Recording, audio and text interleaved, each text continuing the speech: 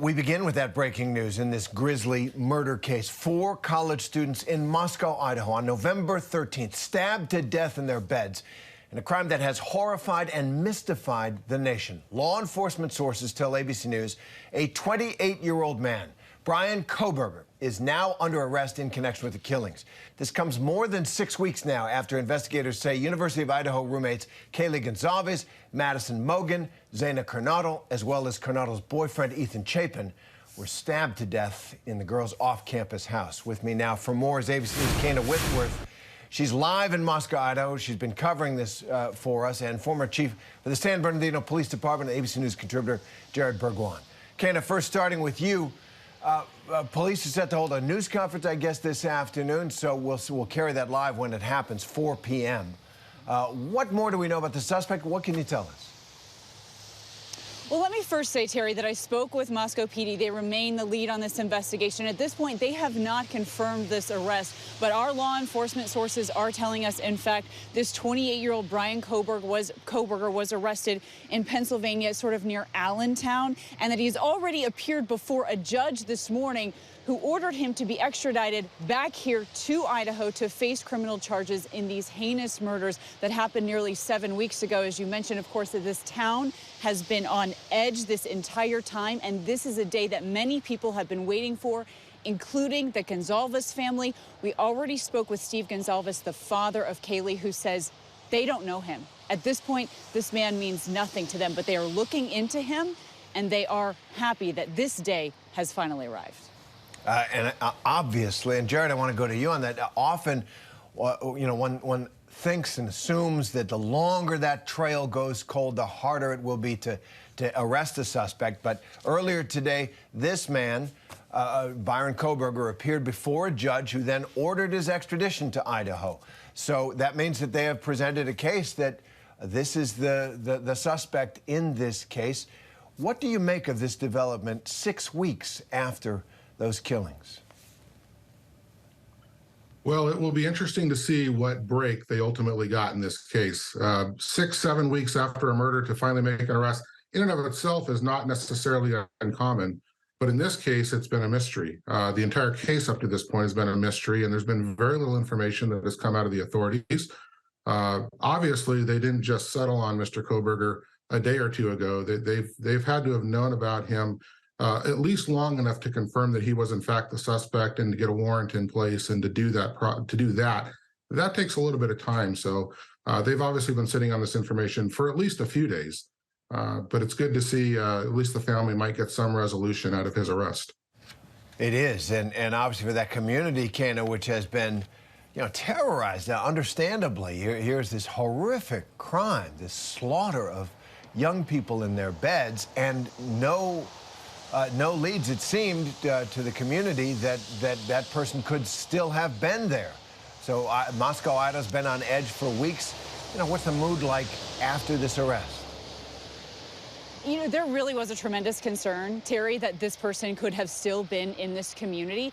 And this is a city where the police chief told me himself, you know, they typically respond to things like noise complaints. This is a safe college town where people want to send their kids to go to school. So to have to function under this fear and the unknown has been really hard. There's also, you know, been a lot of questions thrown at authorities about their level of secrecy in this investigation. They have been withholding, if you will, a lot of information, but they said time and time again, it is pertinent to this investigation. We don't want to mess anything up. We want to make sure that we can, you know, dot all of our I's and cross all of our T's and bring a case that will get closed to the prosecutor so that this person will face justice. And it seems that if this is the case today, that finally their secrecy, their hard work has paid off. They've also long said that they have FBI agents working across this country that we can't see. They're doing things that aren't privy to the public, and all of that perhaps coming to fruition today.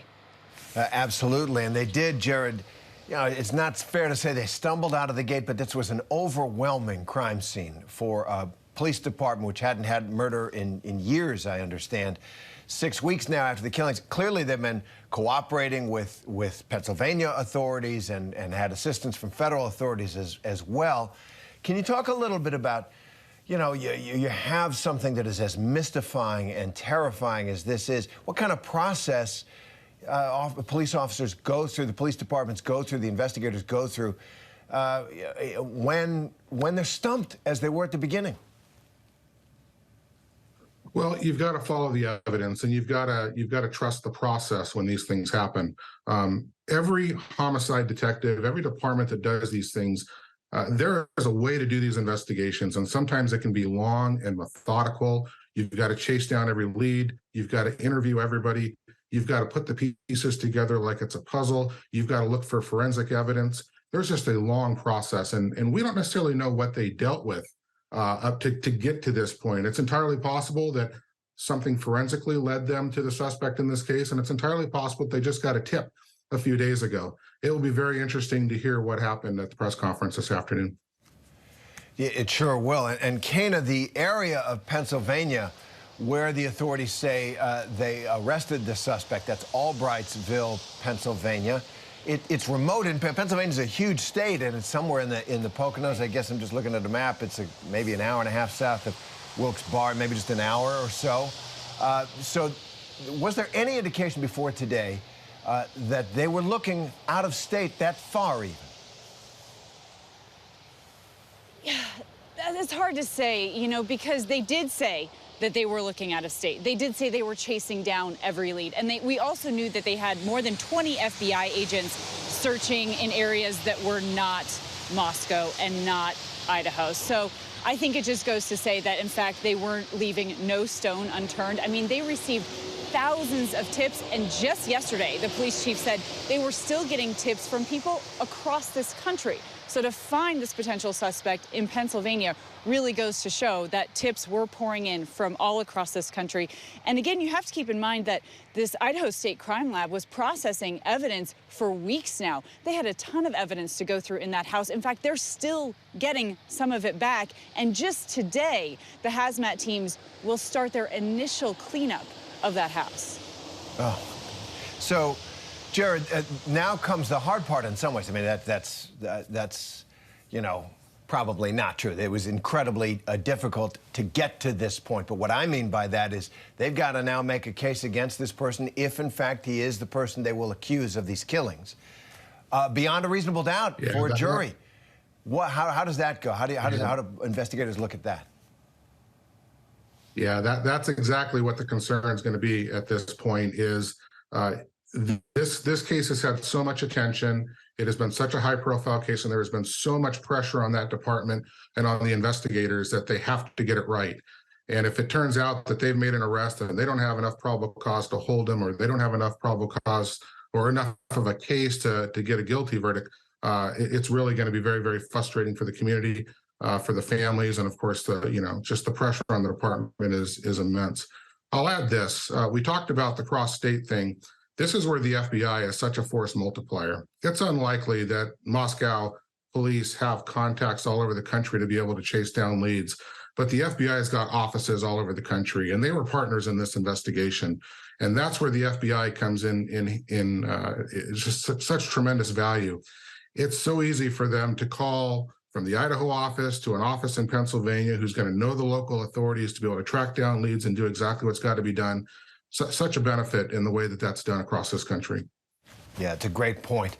And I want to go to Kana on just the sense in that community now. You've talked about it already, but I know that you know this community, having been there, what they've been through and what this day might mean to them. So we've watched this community live in fear. We've watched this community mourn. And now, hopefully, we get to watch this community stand by as justice is served. And I think that that is what a lot of people want. They want justice for these 4 very popular, innocent college students. They have been waiting for this day.